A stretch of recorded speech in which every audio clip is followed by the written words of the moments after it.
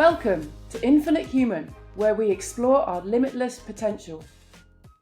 Through conversations with guests who have achieved greatness, overcome challenges, and worked to find their purpose, we aim to share and inspire you to do the same. I'm your host, Shona Kerr. I'm a college coach, professor, and businesswoman who is eager to learn from and share in the wisdom of others with you. And on to the show.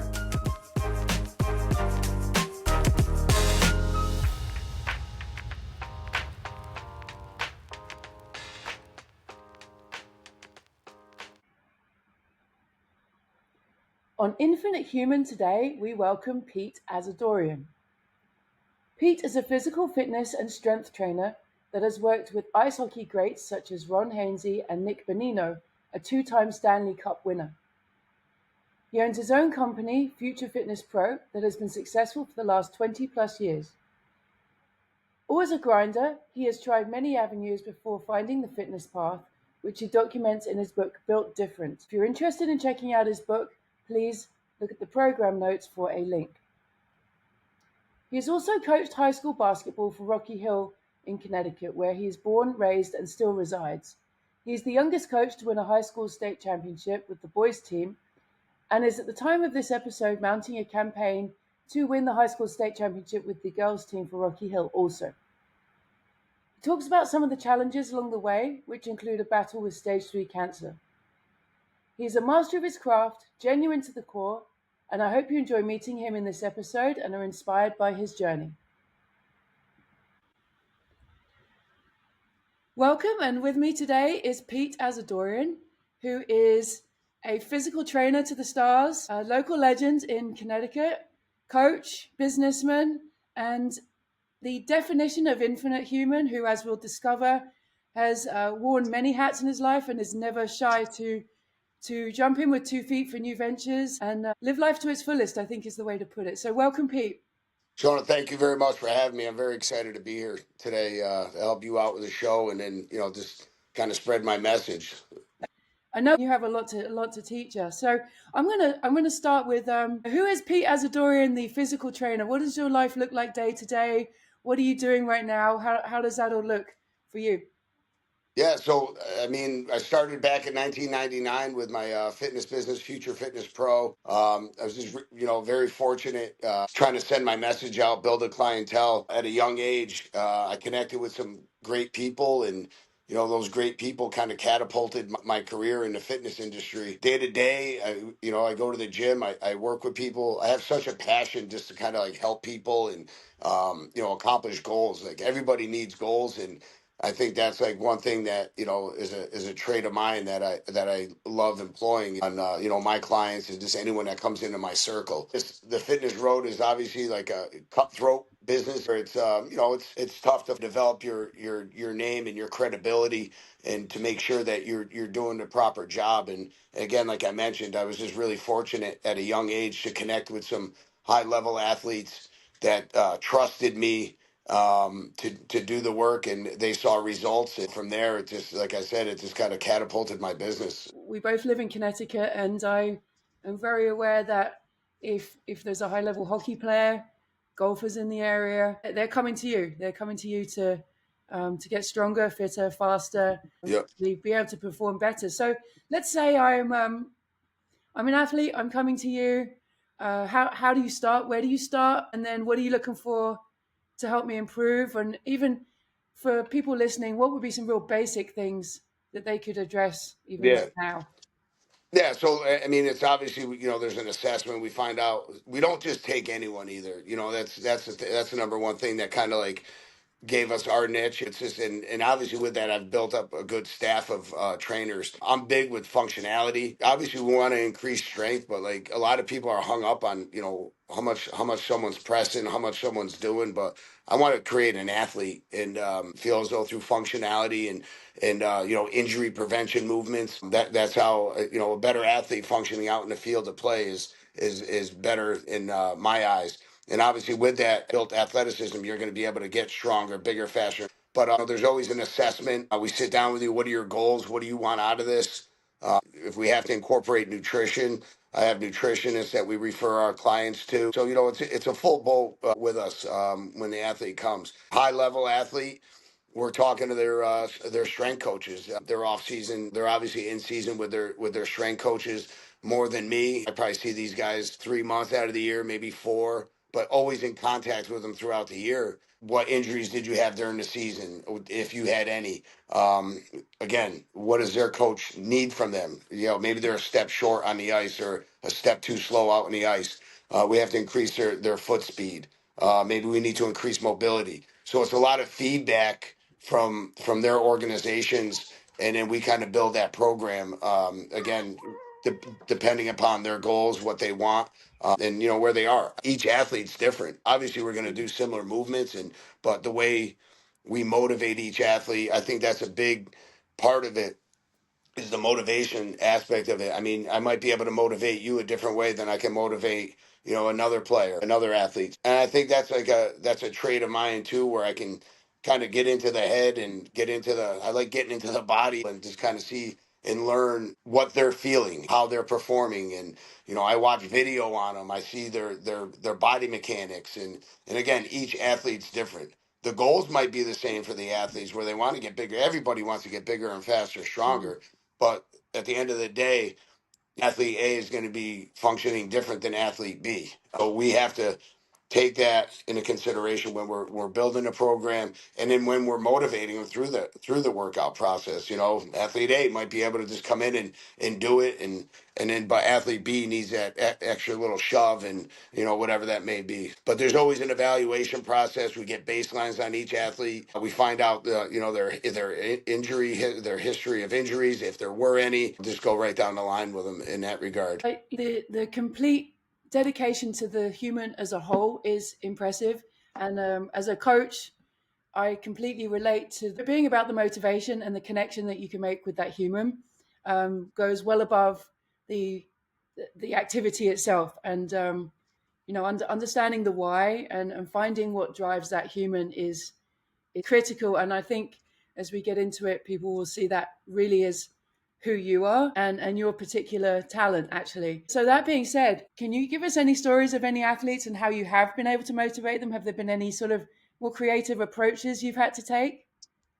I mean, this, at a pro level, when we see our pro athletes coming in, I mean, those guys are pretty, and gals, they're pretty motivated. They're playing at a high level. They're getting a big paycheck, so that's motivation in itself. I like telling a story. He's one of my best friends, Ron Hainsey. He was one of my first big clients, as well as Colin McDonald.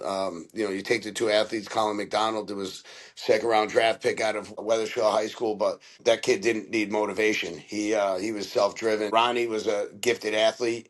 He and his agent came to me and he said, "You got to get him right and motivate him in whatever way you can." I really think a part of it is developing that personal relationship with the individual. Mm. With the personal relationship with the individual comes trust, and I think trust is a huge factor when you're working with these guys and gals. If they don't trust you and they don't trust your work ethic, and again, for those guys to come in and trust me at a young age, I mean, I'm a young, like 24, 25-year-old guy that's trying to build a fitness business, and I came across a couple stud athletes that helped build my business.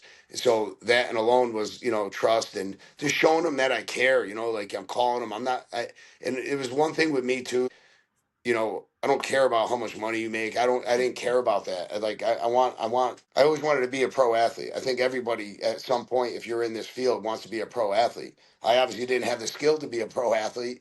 So I'm in the realm of it. And for me, that's a goal. That was a lifetime goal for me. I want to have something to do with professional athletics. But again, that it goes back to the trust factor.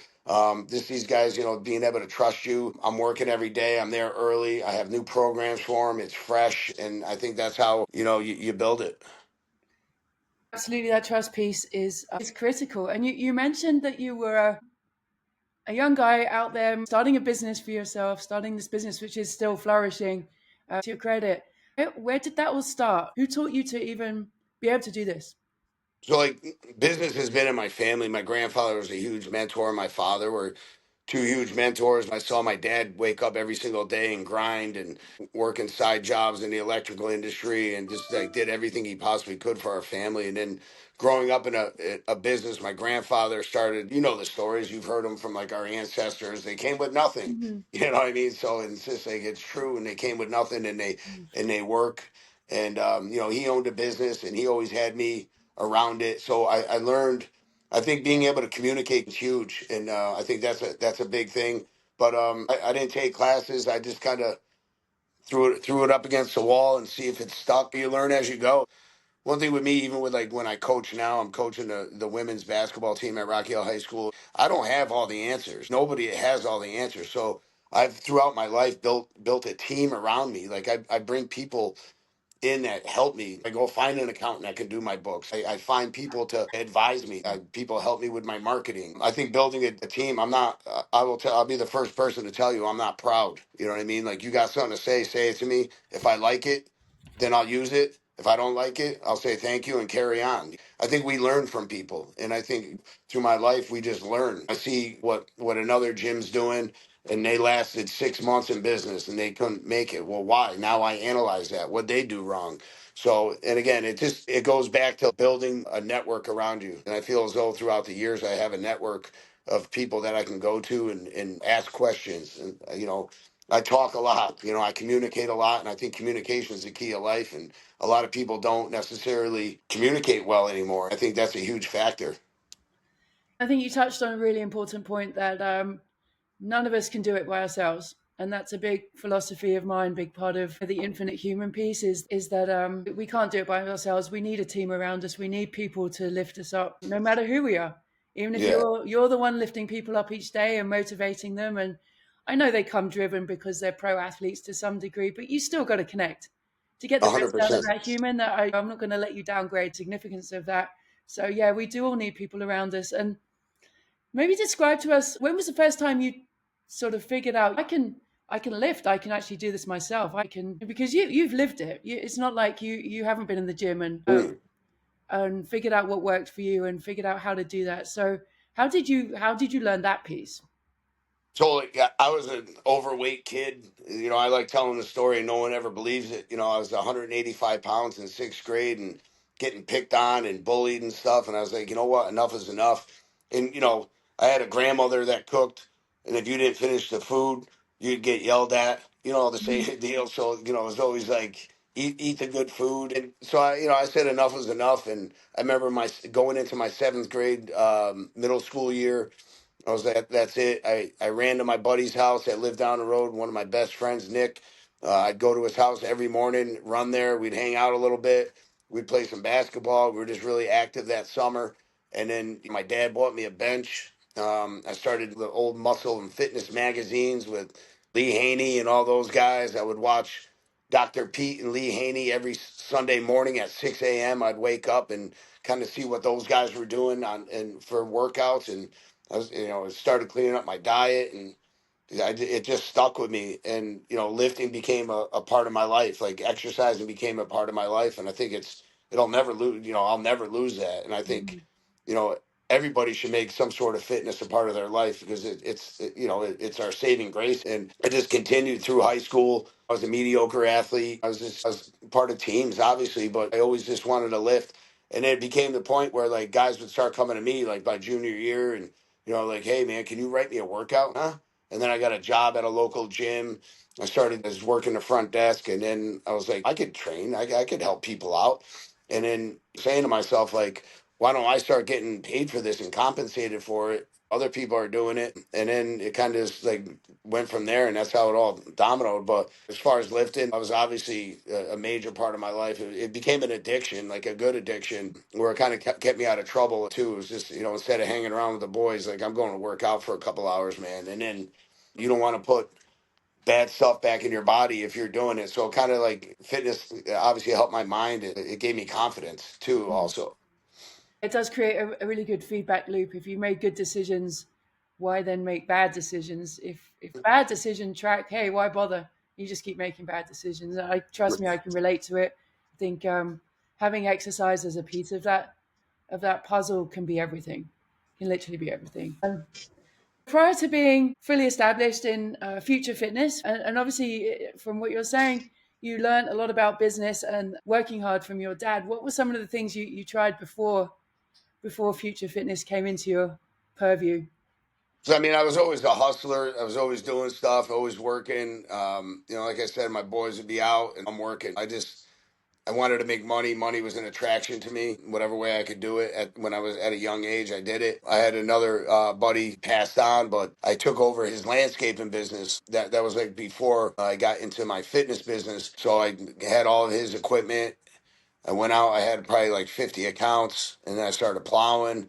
And then it was just good money. And then as I was doing that, I was paving my way through college. I ended up starting a fitness business, and then it became too much, and I got rid of the landscaping, and here we are. 25 years later? Yeah, about that. Close, 1999. Yeah, yeah. close. I 25. mean, Yep. that's actually absolutely phenomenal. So let's Thank talk you. coaching. Let's talk coaching. Yeah. Coach to coach. I know how Let's proud go. you are to be coaching the Rocky Hill girls team there. Hmm. How is the season going? Yeah, really good. We just had a tough win last night. A gutted out win without our one of our best players last night. We're ranked second in the state in class double. I couldn't be prouder. I think with coaching and like, obviously you're a great coach and you're at a very high level, and it just comes with like motivation. Hmm. How are you going to motivate them? What are you going to give them? What kind of piece, what carrot are you going to put in front of them? And it's a lot. And as you know, I'm not telling you anything. Like I wake up every day and I think of you can't take a day off. You can't like mentally check out. It's like, hey, I'm gonna just chill out today. I'm not gonna coach. I'm not gonna think about my team. It's impossible. Yeah, you If you can't. want to be, yeah, if you want to be that, like, and I'm the type of person where if I'm gonna do something, I'm gonna do it the right way, and I'm gonna go hard. That's the only way I've ever been taught. Mhm. That's the only way I've ever done anything. So because I think it's for me, and some people can would disagree with me that like I put a lot of pressure on myself, and maybe I put even you we put too much pressure on ourselves to like be successful. But like my name is on the program, so Mhm. like my name, like I'm always thinking like sometimes it becomes into like paranoia a little bit with me, and it goes a little too far where I have to retract back. But I just think that being able to wake up every single day and be grateful that I'm in the position that I'm in, and I have young women that I can motivate and mold and kind of give them life lessons. I tell them all the time, I'm like, man, maybe we have three of you that can go to the next level and play some, college basketball or something. But at the end of your college basketball career, what are you going to do? Mhm. So, I mean, the bottom line is like, I'm the saint, I'm the perfect person, but like, if I can help motivate you and give you some life lessons and give you the best life lessons that nothing, you're going to hit a wall every single day, man. And if you resist to that wall, then you're never going to go anywhere. Like that wall's up. That wall's your challenge, and you have to Mhm. like find a way to get through it. So kick it down, go through it head first, do whatever you got to do. But that's the drive I try and give these young ladies, and hopefully I think it's working. And again, I think that's a trait that I have, just like my book. Man, I'm built different, and my mindset is different. I don't want to be like anyone else. I don't want to conduct. There you go. I don't want to like conduct. I always say like I deviate from the norms. Sometimes that gets me in trouble, but sometimes deviating from the norms is that extra push that's going to get us ahead, and that is that extra push that's going to win that game. Or obviously I say deviate from the norms. I'm not doing anything wrong, but like why go in order? Why just stay in order? Let's go. Let's change, recycle our mindset, and know that you could do something. And I don't think anybody wants a coach who has been perfect through their life. I don't Mhm. think. How are you supposed to teach these young women how to overcome challenges and face the difficult stuff if you've never been there? Right. I always joke. I don't want a therapist that's been happy their whole life. Hell no. Yeah, Like, exactly. what would be Exactly. the point in that? So I think you bring so many life lessons because you've tried so many things. You've really put your foot in first and gone for it. And I don't think you can't fake actually caring about the students, and you have to care about them. And like you say, it is 24/7. That call can come at 2 a.m. that a student needs you. It's just, I get that. So, no, you can't drop it. And I don't think everybody can do it. Right. You take it for granted because it is who you are. And I think that's what makes it super special is is who you are really. You emanate this. And I know they're grateful. I know they couldn't be luckier to have you. Now, Thank you. how do we see the season panning from here? Well, we're going into the. We have two regular season games left, and we're going into the postseason. We'll have conference tournaments start next week, and then we go into the states. So, I mean, God willing, we make a run, and it's kind of epic a little bit. Back in 01, 02. I'm to date the youngest coach to ever win a state championship with the boys at Rocky Hill, and my mentor John Reiser is on pace to also win. And we would be together if we both won it this year. We'd both together be the only two coaches to win a boys and a girls title. So that's pretty special. It's kind of like I'm big with like full circle stuff. You know what I'm Mm-hmm. saying? Like, why is this happening to me? You know what I mean? Like I'll lay in bed or I'll just sit here alone and I'm just like, why is all this happening to me? Like, what is, but I don't know if I have that answer.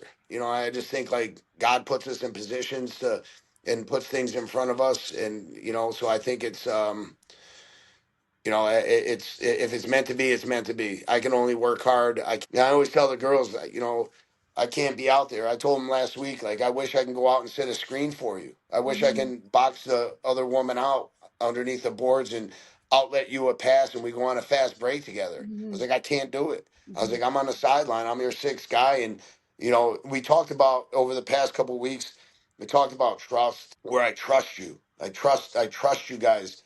We went through this last year. We had a young team. We went to the quarterfinals last year, but now it's like we've been there. You guys know what it is. You know my system. You know what we want done here. So just I can't be like going bananas on the sideline. I want you guys to go. You guys do it, and I'll manage you. But like you guys do it now, and then I think by me saying that like I trust you, I think that's a huge, especially with young ladies and Mm-hmm. going out there and it's trust is huge. And if you can tell your team, your clients, your whatever that like, hey man, I trust you, just go out and do it. Mm-hmm. And that takes pressure off of them. Obviously they have pressure where they want to impress me and my other coaches, and they don't want to let their teammates down. They don't want to let us down as coaches. And like, hey man, you're gonna miss a shot. You're gonna miss more shots than you take. Mm-hmm. Like, who cares? Just keep shooting it. And I always say, shooters shoot. Shooters keep shooting, and just keep shooting the ball. It's going to go in. Trust me. Mm-hmm. So, and if they trust me, I trust you, and I can see that it's working now. So we'll just let it, just wake up every day and kind of just go and work hard and Yep. know that I'm working harder than the other guys and the other coaches, and that's what I thrive myself on. I'm watching film. I'm breaking stuff down just like you. Just Mm-hmm. that's what good coaches do. And like, I'm not going to get out coached. I won't. And maybe I will, but I don't think I will. You know what I mean? So it's just that's the mentality I have. Yeah, there's an element of trusting the process and the process Trust the happening each day process. by tiny little steps to the big goal. And you bring up a really interesting point. It's almost with, especially with women, and I'm curious to your thoughts on this. I find having coached both genders that women almost need it a little bit more to have that permission to Mhm. go and trust themselves and trust their thoughts and take what they've learned and not look at you for confirmation it's the right decision. If you have the ball, you're in that spot, shoot the ball, whatever Right. the play is. I find with young men, they tend to want to go at it first and then we'll figure it out later if it didn't quite work out. But Mhm. I know you've coached both, and it's again full circle that you've come around and you're coaching the women. But what are the differences that you've seen? I think women are a little bit easier to coach, like you said. Like they don't want to let you down. I feel like they're just very detailed, very Mm. detailed. We have less ego with the guys. That there's egos involved, and they. It's not a bad thing. It's just how we are, like as No, men. yeah. Like Oh right. no, there's It's no just criticism either way at all. yeah, Yeah. yeah, definitely. And then, but like I just think like with the girls, it's there. It's a special group. And I think there's girls in general. Like obviously I've trained women over the years, but like working in a team atmosphere. with the girls, like trying to orchestrate. And I always think of it like as like I'm a band conductor and I'm Mhm. just orchestrating music, and we have the clarinet out of tune over here and the trumpets are banging away, you know what I'm Mhm. saying? So it's just like everybody's got to be in tune, everybody's got to be on the same page. But to like go back to what you're saying, I just think it's a little bit easier to to get through to the girls. They want to listen. They want to be detailed. So that through my experience, I give them something, I show them a play, and they're doing it. I agree, and I actually find it's the other way around for the guys. I've got to say, "Hey, go do that play," and then when it breaks down, we say, "Right, now let's fix it." And it's just a Right. different way around. But I always find it fascinating to think about the differences. Um, and here's another coaching question for you. I'm really curious how you manage the parent side of coaching, because obviously we're really privileged to work with these young boys and girls and men and women, and but they have their own support structures, which does include the parents. And how do you manage that? I mean, I think obviously over the years, like everybody, I can tell you stories where like when I was coaching the boys, like I had a gentleman show up at my door after a game, and it was 10:30 at night, and I was just, and back then that you don't want to do that. Right. That's, I was a hothead. I was just, so it's just. But I've had parents waiting at my car for me after a game, and it's just like, what are we doing, dude? Like, so it's like, this year, I think if you win, then you're not going to have problems, right? Right. So it's like everybody's happy. There's some issues going on with some parents and stuff, but I take it very personally when stuff like that comes. I think I'm an emotional guy. I'm passionate, and obviously you trusted me to have your daughter on this team, but now you're not happy about it. So it's just like, what do you see that I'm not seeing? Come and talk to me. But then, like, a lot of times they won't talk to you. They'll write a letter, they'll hide behind an email. But I'm open, man. Come and talk to me. But so far, I mean, this year, a couple people unhappy, but I can't make everyone happy, and it's unfortunate. I'll tell you this. So, like, as a coach with my son, like, my son's a high level golfer and junior golfer. He just won a state championship as a sophomore. I'll brag about him, throw a little. Please. But then my daughter too. My daughter's a really great lacrosse player, golfer, and obviously you're sitting in the stands sometimes. And Tyson also played hockey, and there would be times where he's not starting. Why isn't he starting? And I'm scratching my head to it. And then one time I just casually said to the coach, I'm just like, hey man, like, Tyson's kind of like one of your best. He goes, yeah, he's best player. I'm like, well, why is he on that first line? He's like, because I need his skill with other people. You know what I mean? So it's just like Yeah. it's kind Context. of like, yeah, and I'm just like, all right. And then Tyson is a very old soul, and out in the golf course, I can't watch him. He won't let me watch him. He won't let you I watch watch him. No, I watch him tee off and I watch him come up 18, and I respect that. And he's just like, Dad, you're coming out of bushes and you're almost getting hit with balls. Like, what are you doing? I'm like, dude, I'm just trying to stay out of the way. He goes, bro, you're literally coming out of a bush. Like, what are you doing? Yeah, you don't hide So too well, by the way. I know, right? But I think like I've learned as a coach and as a parent, sit there and shut up, right? And if you don't like the fact that you're what's going on with your team, get your kid off the team. I don't Mhm, know what to tell you. mhm, But then if you do that, at the end of the day, you're hurting your child. And that's what it boils down to, that you're not teaching your kid anything, man. Like if you go home like, oh, I think coach should have played you and this and that. Like I've never done that just because I'm a coach. I'll talk to him to get, I'll just have a, hey man, can I just talk to you? Like, what's up? mhm, And then, I'm cool with it and I respect the coach. And if I mhm. didn't respect the coach, my kid wouldn't be playing for Right. you.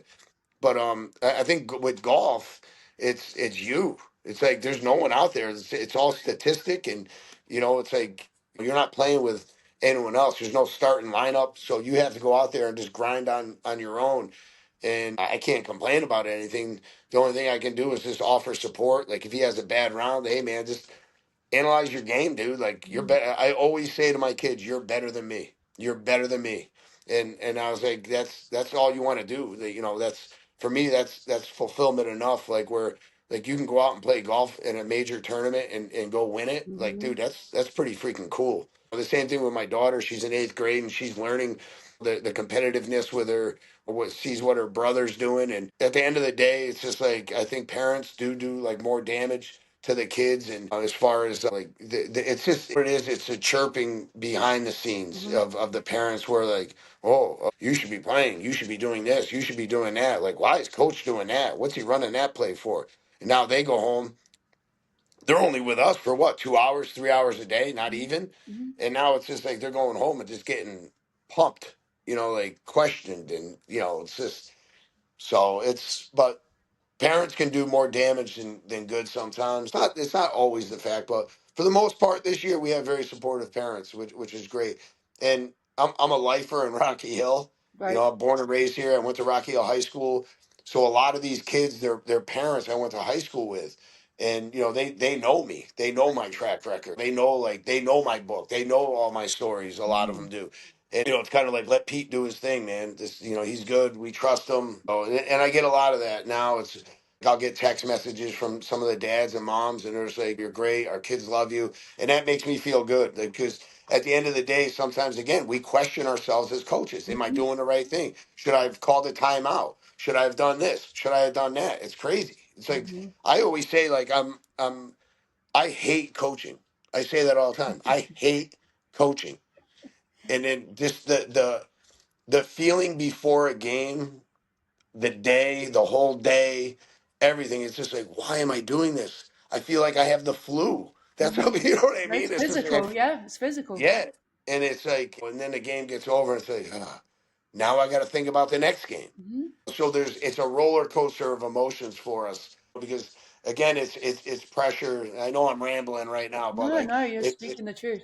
it's the pressures of just kind of am I doing a good job? And the lights are on me, the Mhm. cameras are on me, the lights are on me, and it's and again, you just want to do the best job you can for everyone. But at the end of the day, I know I'm rambling, but like you can't please every parent, you can't please everyone that's involved with your program. You're right, and I think as Billie Jean King is famous for saying, pressure is a privilege, and Pressure makes diamonds. there you go, exactly. And I think that's why people like yourself and myself are drawn to this. But I agree with you on the parent stuff. It's really tricky, and if a parent can truly trust the coach enough to let their child have that experience, and for that experience to be solely their child's, they get so much more out of it. I think the confusion comes for the child actually when there's a triangulation between the parent, the coach, and the athlete, and then that's confusing because you're getting different messages. Right. Am I that good? Should I have been playing? Was I? Did I make those mistakes? My coach was happy. My parent. Very Right. difficult. I think that becomes very difficult for the athlete, and the I think the lessons are there to be learned for the athlete in navigating it for themselves to a large degree. Um, Hmm. and it's interesting that you have both sides of it. You're a parent, and you're a coach, and that's wild that you're coaching the parents of your high school buddies there. Yeah, It's it is pretty wild. that complicates it just another level right there. Oh man. Like it's like I always make the joke where like I can't even go out in town or something. You know what I'm saying? Because like I see everybody, Right. but it has its pros and cons. It's good. I can't tell you enough how grateful I am that like I'm in this position. And I was at a previous job for 3 years, and I resigned, and then I was done for 8 years with coaching, and I was just like, I'm done. I don't want to do it anymore. Like I want to just go watch my kids. I want to travel with Tyson. I want to do my thing. And then Mhm. last year on Thanksgiving, there was an opportunity that the athletic office called, and there's like, dude, the season starts Monday, man. You got to help us out. And then that's how I got put into this position. But that's for me, for like someone to call, like they're calling me, Oh yeah. so that's like, it's cool. But again, like not to deter here, but like I don't think, like for me, definitely, and other coaches I talk to too, like I don't give myself enough credit. No, You know you what I mean? don't. But You don't. You're very hard on yourself. Very hard. yeah, yeah, and it's just like, but that's my DNA, if you will. Like I don't want praise. I don't want, like, the praise is gonna come when I'm up on the ladder cutting the net down, hugging my team for something that we did, and that's like it's not like we're not doing anything, but like again, I haven't done anything, man. Like we're supposed to win games. We're supposed to beat these teams. We're Hmm. supposed to grind. Hmm. This is what it. This is and like most people won't understand that. Like that just go through the motion. But like if you can understand that you have to grind Hmm. to get something that you want, then that's the fulfillment. And I haven't gotten what I wanted. I grind, I lose sleep. Tyson's hockey coach, actually, I'll give you this. He's an awesome guy, and he's a good friend. And he he said when I was going, I'm like, Shawnee, I'm like, I don't know if I want to do this, man. He goes, "Are you ready for the grind?" And I'm Hmm. like, well, what do you mean? He goes, dude, you got to grind. He goes, it's going to be uncomfortable. And he goes, you have to be, he goes, you're going to be uncomfortable for the whole season. And I'm just like, wow, yeah, you're right.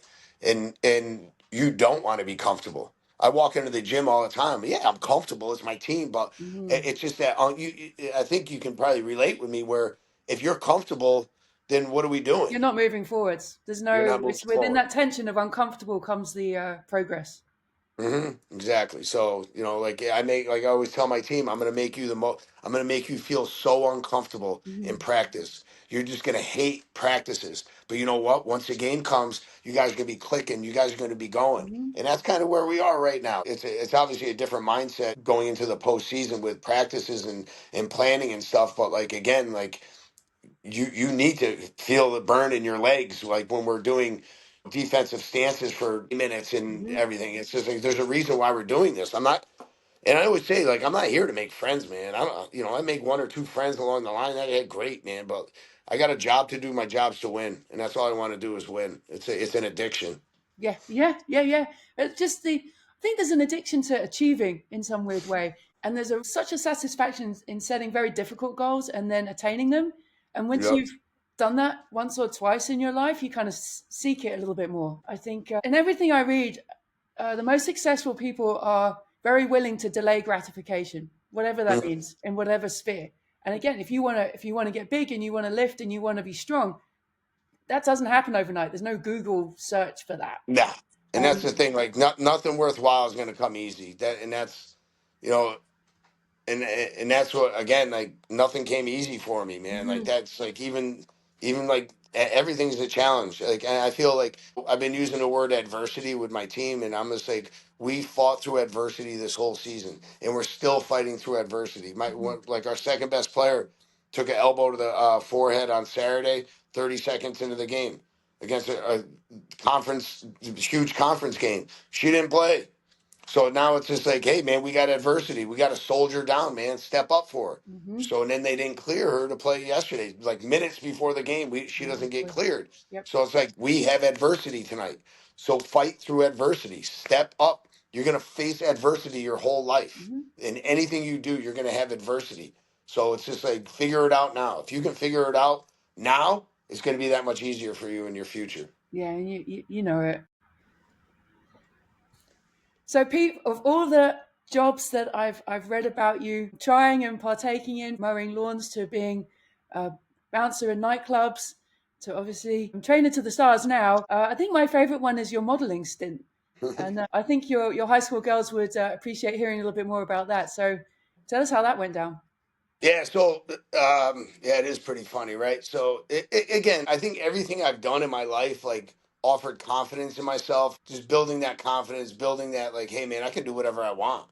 My sister was working out in LA. She worked for Sebastian Hair Product, and she would cast talent for like modeling. And I'm like, Chris, I think I could do this, man, right? So she's like, yeah, do it. So she hooked me up with someone in New York. I got some, headshots done. And back then, like you would have to like knock on doors. So I would go to New York and just literally knock on doors of modeling agencies and drop my composite card off, and just kind of went from there. And I just didn't take no for an answer. I just kept going back. I'd follow up with phone calls, and there's thousands of people doing the same thing I'm doing at the time, just trying to make it. I don't think like I wanted to be like a big model or something, but it was just like, hey man, I'm a model. Like, hey, Mm. screw it. It's just like another feather in the cap. But yeah, it was fun. It was for a short stint. It kind of got in the way with my landscaping business. I was doing that. I remember, I think my last gig, they wanted me to go do an audition in like Providence, and we had a heavy snowstorm. And I called my agent. I'm like, I can't go. I have to plow. I own a plow business. And she basically said, if you don't go, like your modeling career is over, this and that. And I was just like, you know what, screw you, dude. Like I did enough of this. I made a couple bucks. I can say I did it. Worked at a couple of high level agencies and got in contact with a bunch of people, met people. So it was cool. It was a cool little stint for a couple of years, and then that's that.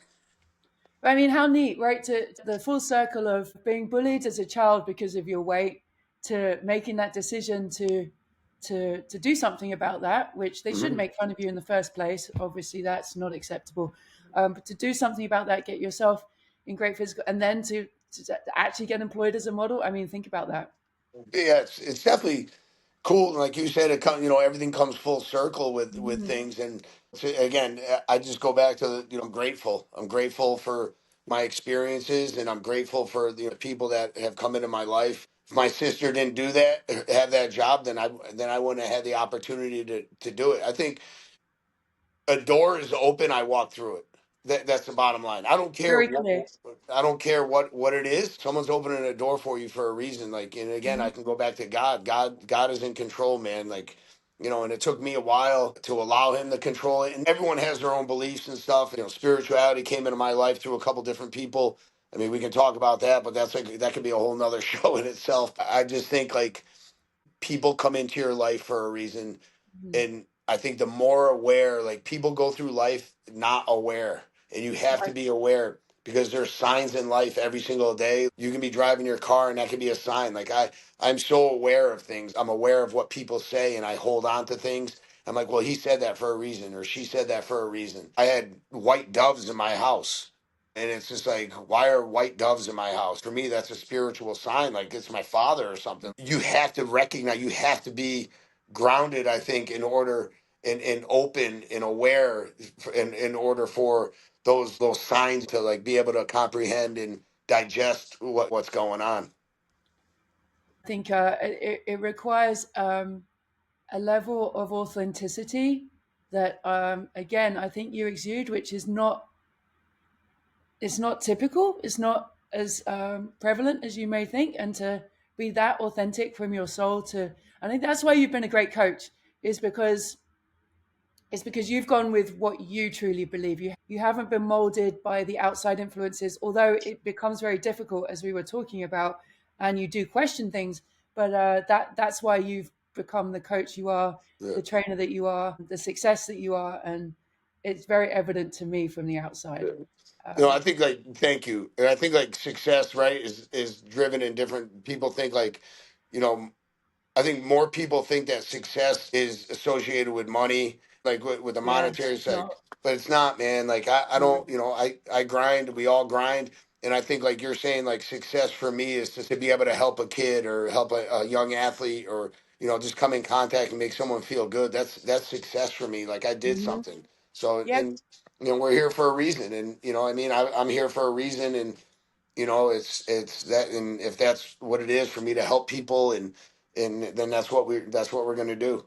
And again, you are epitomizing and living the infinite human philosophy, preaching to the converted and so fully welcomed. Now, one of the biggest challenges you've had in your life reading your book was actually facing cancer. Mm, And having had a lot of success prior to that, and then comes along the big C word. yep. What do you do with that? Yeah, it was certainly a challenge. So just to back up, like I had symptoms for probably like 3 4 years and I ignored them. And it just, I remember going to Florida. I was with a buddy, another mentor of mine. We're sitting out at a restaurant, and he's just like, "Dude, what are you doing?" Like I was moving around, and I was like, "I'm in so much pain." He's like, "What are you talking about?" And I finally just broke down and in tears to him, and I was just like, "I don't know what's going on, dude." I go, "I've had this thing going on for like 3 years. I don't know what's up." He goes, "Go to a fucking doctor, dude? Like, what are you doing?" And I'm just like, "Yeah." So I remember going home. He's like, "You got to go to the doctor." But I was going like that. I got home, and then like 2 days later, I was spending a week in New York with Ronnie. He was playing some games, so he wanted me down there with him. And I remember I was just like, it was awful. I was just miserable. I kind of didn't really tell him too much. I finally went to the doctor, and that was just like that. The doctor's just like, "Wow, man, I haven't seen. I don't know what the hell this is." He goes, "You got to go see a specialist." They bring me into the specialist, and And just like it was immediate. They were just like, yeah, I had stage 3 cancer. It was like spreading to my lymph nodes.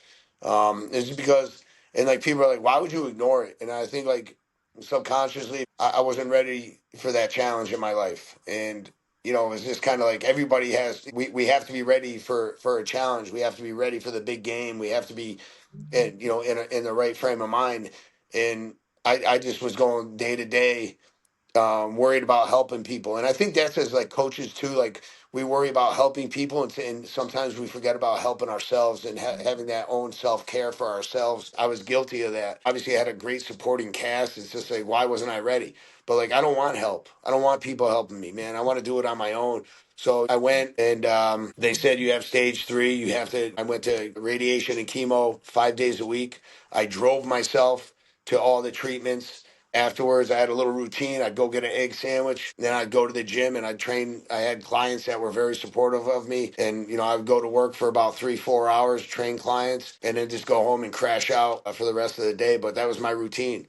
And I woke up every day thinking I was in a game. And I was like, this is a game and I'm going to win the game. And I was like, I ain't losing this shit. I was fortunate that it was a cancer that was obviously treatable, but, you still have to go through the rigmarole with all the treatments and the doctors and the blood tests and scans. And it was mentally daunting at times where like, again, I had like a great support system. I had Ronnie again, like I couldn't, he was a huge supporter of me. Like he would have food coming to my house and just everything. Like, but I didn't want it. I almost like said to myself, like, I need to do this on my own. Like, obviously, I have my family's like unbelievable. My mom, my sisters and stuff, that everyone cared, but like, shut people out. I shut people out because I didn't want people having to deal with my BS. And, and that's what I thought it was. It's like bullshit. And, I was like, this is crazy. And this is something that has been put on my lap. I have to figure out how to do it and get through it. And it was probably obviously one of the biggest challenges in my life to get through, to get like, I knew I was going to be fine, right? So it's just like, Okay. with all the Yep. medical treatment, but it's like the process of going through it. Like, do I go into depression, where we hear all that shit all the time, where like people go into depression? Am I going to just sit on my couch and melt into my couch and not do anything and not get up and be motivated? Nah, I got to show my kids that this is nothing, man. And I just kept on thinking of my kids, my family. What, like, if I just sit around and I'm helpless and I'm feeling sorry for myself, how's that going to look to my daughter and my son? That's not a good example. You always want to set a good example. And that was one thing that really drove me through those treatments, is where I have to be an example for my family, my friends, and especially my children, to be able to get through this and show them like, hey man, fuck cancer, man, we can get through this. And again, I just had like awesome support staff, around me. One real cool thing was, I had a message from The Rock. Actually, Oh, my no way. sister actually gave. She has a mutual friend that is friends with The Rock's agent, and they did this thing for me, man, and it was awesome. He actually sent me a personal video, and he talked, and it was just like, for a minute I was just like, yeah, what is it, one of those things that you can buy or something? But it really, he talked on like, like saying that, like, we know people that know people type of thing. And it was just so special to me that like people were doing these things for me, and I'm just like, yo, I got the rock from across the country. Like, who the fuck is me? Like, why me? So it was just like, it was cool. Like, a lot of people showed support, but again, at the end of the day, that was something for me, like my mindset, where I had to do it on my own. Right. I think at moments like that, you realize how special you are to multitudes of others, however difficult that is to receive. Well, how did that then shape your outlook after recovery? Obviously, you're healthy now, and things are good. But what changed for you? uh, just being more grateful of life, and not taking things for granted. I think like, not that I took things for granted, but like I was in a different mindset. I think I was like, it was more like, hey dude, you just got like a second chance here kind of thing. And it's just like, just again, I use the word grateful. I've been using it a lot, but like, I'm just like grateful. Like, just be grateful for waking up every day. Be grateful that you have good people in your life. Another good buddy of mine is Ted Scott. He's Scotty Scheffler's caddy. He's like one of my good friends. I talk to him, and talk to him about spirituality, and just having people. and just listening for once, just listening to people. I think I'm a better listener now, and I had a very short fuse. Some people probably think I still have a short fuse, but like I think my short fuse comes out now is because I'm so competitive and I want to win. But like I didn't listen enough, and I think listening, and like we talked about before, listening and just kind of just shutting your mouth for a minute. You don't have all the answers. I got a better outlook on life where like I want, like, not that I didn't do everything for my kids, but like it's my kids, man. Like you're developing a legacy. My legacy I want left that dad works hard, dad's a grinder, dad knows how to win. And obviously there's more to that than, and dad's a good person, and I just think like I just want to be a good dad, and I want to show like my kids that like, hey man, go meet someone. I got a thing, man. Like I cry every day. I want to meet a new person every day. It's from like Jimmy V, right? Cry, meet a new person, and laugh every day. Those three things are so key in life. And that's something I took from him. And that's something that I hold every day. Like show emotion every day. Be emotional with someone. Give someone a hug. Tell someone that they did a great job. Or if someone doesn't wave to me at a stop sign, dude, just talk to me, man. Yeah, I Just know. wave, like, or someone doesn't say thank you when they hold the door. It's all Right. communication, man. So like I just think like it just made me a better communicator, made me a better person, and it's just being grateful that I'm here and I can talk to you and preach my message. Yeah, and obviously you're connecting to hundreds and thousands over the years, which is hard to quantify when you just sit there by yourself. But that is what you're doing. What are your hopes and dreams moving forward from here? What's left to accomplish?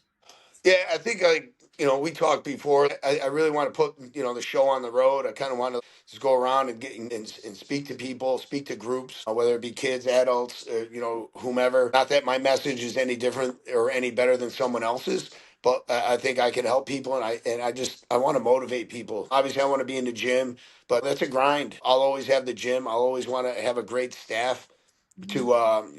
to help me run my gym. Is coaching in my future? I don't know if it is. I think it just takes so much time and energy, and I just want to take that time and energy and put it into like going around and being able to speak and send my message to different people. So I think that's like really my next goal. In the next within the next year or something. I think I really need to do that. That'd be something that would be very, very good for myself to Mhm. do. I'm working in the school system now also, and I'm working with some troubled kids, and it's awesome. Like I go there today, this afternoon for a few hours, and I work with some kids, and they laugh, and it's just like the feedback I get. Like their parents are calling, they're just like, "Hey, who's this Coach Pete? Like who's Coach Pete?" Just being able to talk to someone, man, like this, Mhm. everybody's a human, everybody has feelings, and it's just like how are you going to drive those feelings out of each individual? So that's what I like doing. That's a challenge. Well, I have no doubt that this is going to happen for you, and perhaps this is one step along the journey. I do encourage everybody to read your book, Built Different, and explain to us why you have two different colored eyes on the lion here. So the line, like the book's name, dedicated to my father. My father had like blue eye, and he's a Leo. And I just got kind of like a little bit creative with it, where it's like me 4 minutes of my dad, man, because that's the man I want to be. So it's just like it's an involvement. Um, so that half man, half lion, man. I'm going to get it. Gonna bite your head off, dude, right now. Oh, we hear your roar, no doubt. Well, we wish you all the best with the Rocky Hill girls basketball team, and Thank you. when you win that state championship, I'm let's back do. on. That's right. We're doing the championship edition. It'll be epic. That'd be awesome, man. Thank you so much for your time. I really had a good time with you Likewise. Thanks so talking. much, Pete. And this is going to help Okay. more people than you know. Thank you. I appreciate you. This has been Infinite Human with me, Shona Kerr. Until next time, keep challenging yourself and make others better along the way.